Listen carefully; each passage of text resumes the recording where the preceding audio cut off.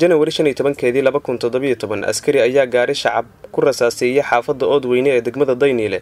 Oday ayaa geeriyooday ardayna waa uu ku dhaawacmay. January 14 2017 xilli subax ah ayaa degmada wadajir ee gobolka Banaadir waxaa toogasho lagu dilay mid ka mid ah darawallada ku shaqeeya gaadiidka mootobajaajta kadib markii rasaas uu ku furay shakhsi ku labisnaa dariiska ciidanka dawladda Soomaaliya.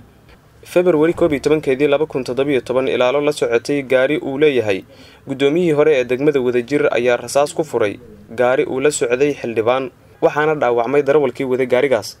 March 6 2017 qof rayid ah ayaa lagu dilay Soobe Hodan waxaa dilay askari ka tirsan ciidanka dawladda Soomaaliya oo la socday kolonyo laamiga markaa adeegsanaysay. March 12 2017 haweeney ka mid ahayd ganacsatada magaalada Gaalkacyo ee gobolka Mudug ayaa waxaa toogasho ku dilay askari ciidanka dawladda ka tirsan ee magaalada Gaalkacyo. Dhanka Puntland ayaa dhacdadaasi ka dhacday. March 15 2017 gaari shacab ayaa lagu rasaasiyay deegaanka Xaawa Cabdi ee duleedka Muqdisho kadib markii rag ku hubeysan dariiska ciidanka dawladda Soomaaliya ay rasaastaasi rideen dad ayaana ku dhaawacmay. 19 March 2017 ciidamo la sheegay in ay ka wada tirsan yihiin kuwa dawladda federaalka Soomaaliya ayaa waxa ay isku rasaaseeyeen isgoyska Tarabuunka ee degmada Hodan. Inta la xaqiijiyay 3 qof oo uu ku jiray wariye ayaa ku dhaawacantay halka. March 26 2017 askari ayaa qof rayid ah waxa uu ku dilay Jowhar. Askariga iyo ninka waxa dhex maray sida la sheegay muran arrimo guri ku saabsan.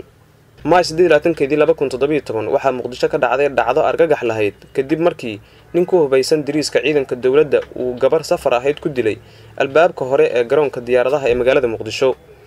6 Abriil 2017 askari ka tirsan ciidamada ammaanka magaalada Garowe ayaa toogasho ku dilay qof shacab ah oo ka mid ahaa dadka ku nool magaalada Garowe. Dilku waxa uu ka dhashay muran u dhaxeeyay labadaasi qofood. 8 Abriil 2017 askari ka tirsan nabad sugidda dawladda Soomaaliya ayaa magaalada Balad Xaawo ku dilay nin taksiile ahaa oo lagu magacaabi jiray Jerry Horeeye. 18 Abriil 2017 askari ayaa qof shacab ah waxa uu ku dhex dilay bartamaha suuqa Kismaayo. Wararka ayaa sheegaya in qofka la toogtay ay muran uu dhex maray shakhsiga dilka fuliyay iyo kala dilay. Abriil 22 2017 askari ka tirsan ciidamada dawladda Soomaaliya ayaa magaalada Muqdisho ku dilay nin dhalinyaro ahaa kadib markii la sheegay in ay wada murmeen. Dilka ayaa ka dhacay xaafadda Salaama ee degmada Dharkinley.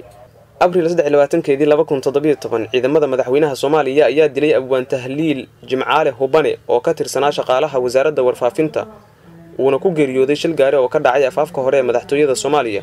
Waxaa kale oo la dhaawacmay haweeney. Abriil 26 2017 afar qof oo shacab ahaa ayaa ku dhintay isku horimaad u dhaxeeyay ciidanka dawladda oo ka dhacay magaalada Muqdisho iyadoo la sheegay inay dhaawacmeen tiro inta ka badan. Abriil 28 2017 ciidamada dawladda Soomaaliya ayaa magaalada Muqdisho ku toogtay nin oday ahaa oo la socday gaari caasi oo ciidamada dawladdu sida ay sheegeen xilliga ay ka shakiyeen. May 3 2017 ciidamada dawladda ayaa dilay wasiirkii howlaha guud ee dawladda Cabbaas Sheekh Siraaji. Dilka waxaa geystay ilaalada hanti dhowraha qaranka. Dadkan oo dhan waxa ay wadaagaan dil ay u geysteen askar ku labisan dharka ciidamada dawladda. Ciidankaasi oo ay shaqadoodu ahayd inay ilaaliyaan nolosha shacabka. Dawladda madaxweyne Farmaajo waxaa la gudboon inay shuruuc ka soo saarto ilaalada gaarka ah iyo askariga aad moodo in marti looga yahay wadooyinka iyo dhulka Soomaaliyeed. Calaadan Muumin, Goobjoog, Muqdisho.